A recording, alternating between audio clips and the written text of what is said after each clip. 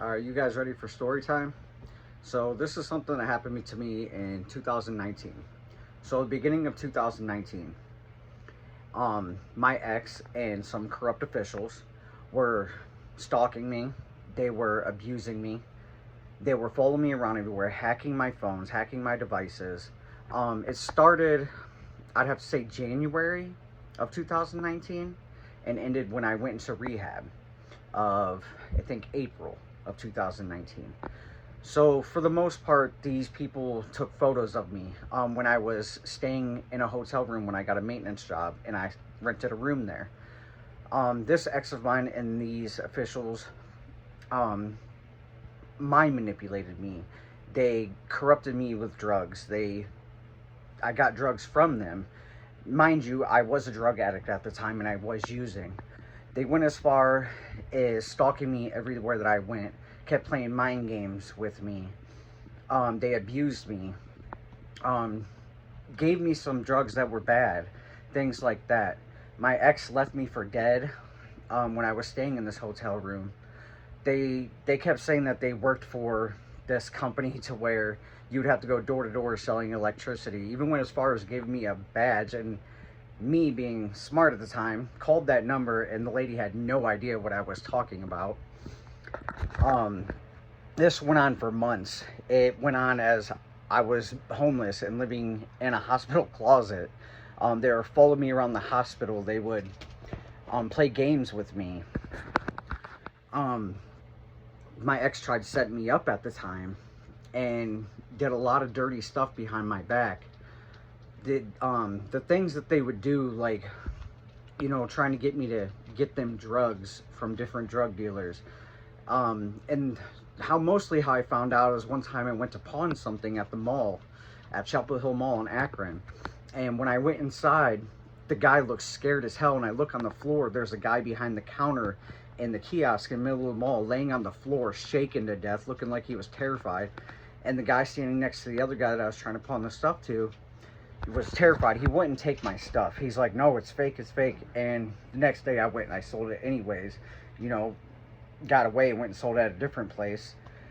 But the whole time, what these people were doing to me and how sick and twisted it was, and knowing that the person that I was with was involved and was trying to set me up, was just crazy. Like, and I tried telling people, I tried telling my mom. I even have a video of me telling my mom in a car when she came to pick me up, because I was scared to death. Yes, I was on drugs at the time, but that doesn't change what they did to me and how I was treated and the abuse that I went through. And not only the mental abuse, the physical abuse, the, the paranoia from the gang stalking, from the, mind manipulation. She tried setting me up on several occasions, even tried setting some of my friends up that I was talking to at the time. But nothing ever went through because I started figuring things out as I went along. I started noticing different things, different patterns, and, catching on to their game very quickly. Because for one, I'm not a stupid person. And for two, when it comes to stuff like that, I follow my intuition, I follow my inner guidance, and I follow God. And instead of, going and doing certain things back at that time, I would go into this chapel every night and I would pray for things to get better and for things to just change and for them to just stop. And I would sit there and I'd cry inside these hospitals for hours at a time for the things that they were doing to me. And this went on for months. And no one would believe me at the time. No, everybody thought I was crazy. And the whole time I'm telling everybody, like, look, this is what's going on. Please believe me. And it was probably one of the most traumatic experiences I ever went through. I finally started speaking my truth on it this year. I finally started, letting things go and working through it, and, talking to psychiatrists at the time and letting them know, them giving me little guidance tips here and there of how to overcome things. So then I started overcoming things all by myself. I started, working through my problems all by myself and getting over things one by one from the things that I went through that long ago.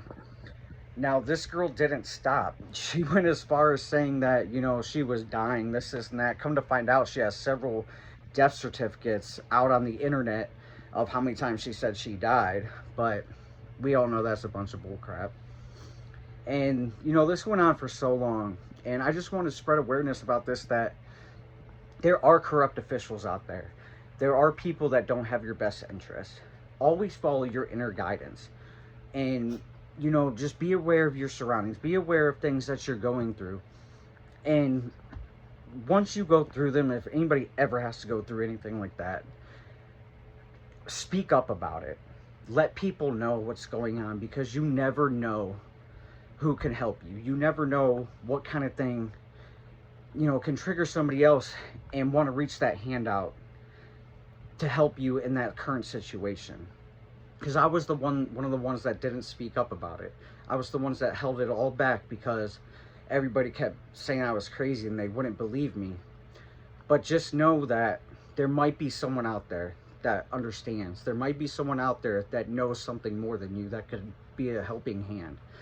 So just be careful, and don't be afraid to speak up, because holding things in and not speaking up about it causes more trauma and pain inside of you.